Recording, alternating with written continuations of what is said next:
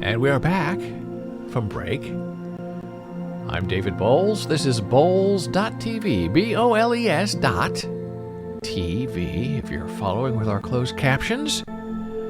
Well. The last 3 months since we started this stream, the lovely and talented Jana Marie has been right here at 10:15 on Fridays to share with you her latest hardcore ASL lesson. Unfortunately, Jana is not here today because she has been called away on an emergency thing, which is heartbreaking. Then we found about it late last night. I said, well, we could maybe record something, and then I thought, no, if you record something with Jana Marie, you can't do live chat, you can't go back, there's no dynamism, and we tried that early in the stream. So I said, well, I could do it. I know ASL, I've written books, I teach. No. I know emotions, I know hardcore ASL, I could do happy and sad, and I could do all the emotions.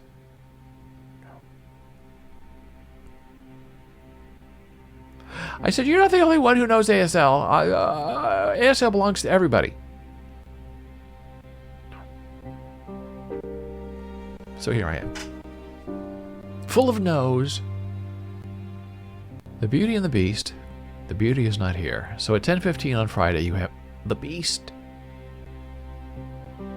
So in celebration of Jana Marie not being here, we're going to talk about onions.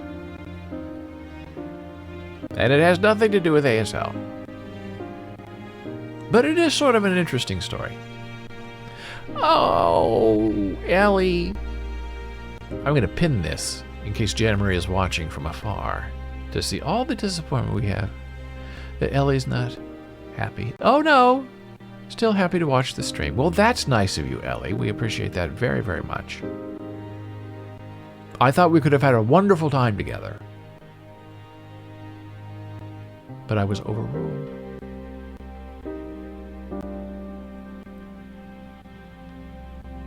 So instead, we're going to talk about onions. Now, it's interesting as the Trumps are in all kinds of trouble now, we hope, some of us hope, that they're being investigated by the Attorney General of the state of New York and by the January 6th committee, and everyone's getting subpoenaed. And I saw somebody on television, and this is not uncommon. Oh, there's Ellie again. If Professor Sweeney sees this, we miss you. Next time. Excited to talk about onions. Oh, well, this might be the whole thing then. From now on, Fridays at 10:15, we just might talk about onions. Who needs Jana Marie anyway?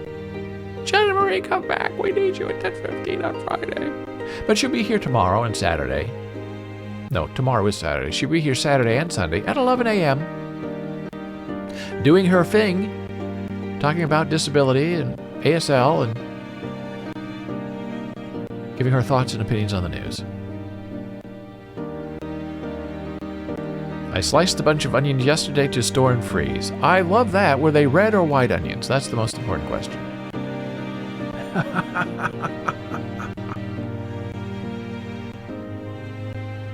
Are there other kinds of onions? I guess there are. Pearl onions. White onions. That is the correct answer. And they now have no-cry onions, I believe, right? Where you can actually cut them and they won't make your eyes water. Which I think is good because it can be painful. Especially if you touch your hand to your eye after you have been cutting onions.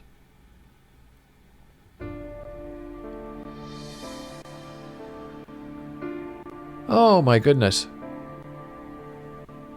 I love onion stories. So these people, this spokesperson was saying, oh, there's Dora again. If they are cold, suffered no tears. Oh, that's interesting. I like that. And do you just slice them or do you chop them up? That's the question.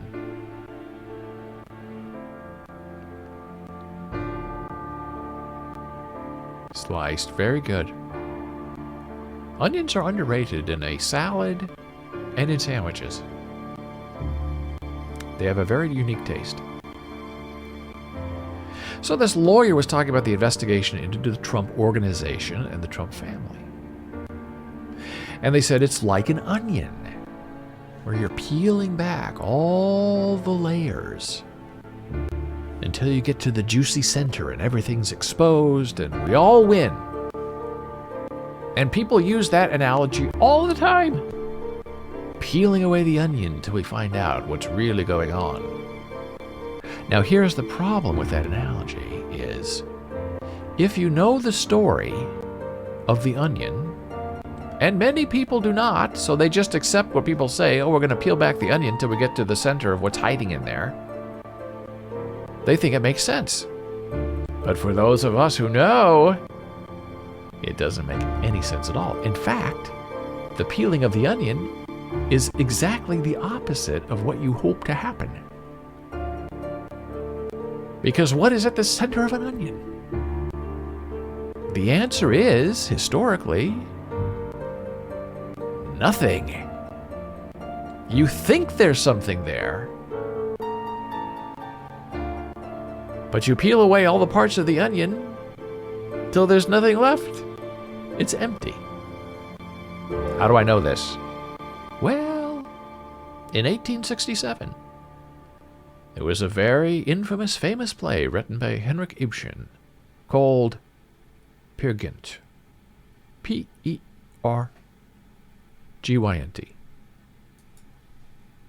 I'll put it in chat.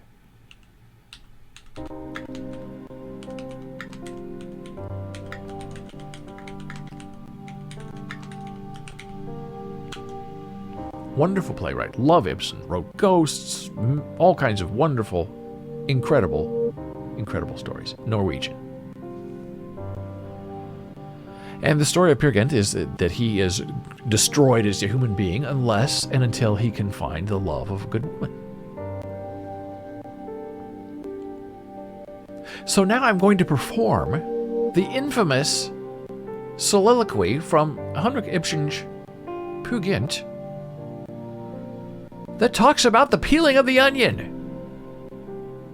So you will know when people bring that up as an analogy, it's saying exactly the opposite of what you think it means. What's the phrase for Princess Bride? I do not think that phrase means what you think it means. So this is Peer Gynt. He's going crazy on stage, and he has an onion in his hand. And this is the scene on stage. He is peeling an actual onion, layer by layer by layer by layer. And then there's the kicker at the end, which is a very famous phrase that means just the opposite of what the Attorney General thinks that it means.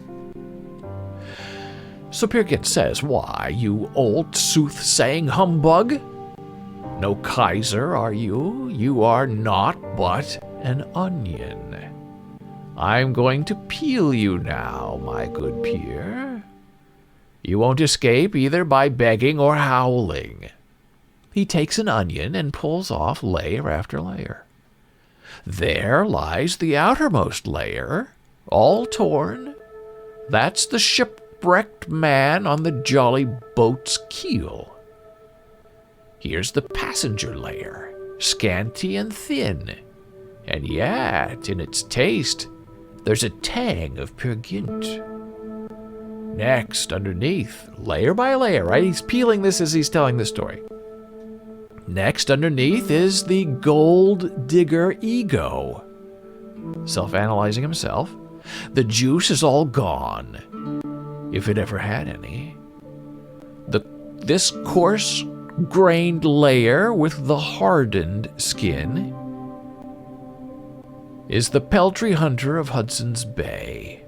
The next one, the next layer, looks like a crown. Oh, thanks. We'll throw it away without much ado.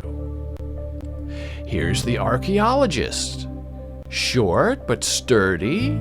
And here's the prophet, juicy and fresh. He stinks, as the scripture has it, of lies. Enough to bring the water to an honest man's eyes, right? Crying, peeling the onion. This layer that rolls itself softly together is the gentleman, living in ease and good cheer. Oh, the next one seems sick. There are black streaks upon it. Black symbolizes both Parsons and the N-word. Now that's what people think is in the center of the onion, the black awful core. But that's only one of the layers on the way to the core. So then he pulls off several layers at once. What an enormous number of swathings. Isn't the kernel, right, the middle of the onion, the truth, the kernel of the truth, looking for it? Isn't the kernel soon coming to light? He pulls the whole onion to pieces. I'm blessed if it is. To the innermost center. It's nothing but swathings, each smaller and smaller. Meaning, there's nothing there. You peel it apart, and it's empty. And then we get the famous phrase, nature is witty, which some people translate into God is funny. But nature is witty. I peel an onion looking for the answer to life, and what's there? Nothing. There is no answer. The joke's on me. Nature played a joke on me. He throws the fragments away. The devil take brooding. And that, my friend, is the story of the layers of the onion.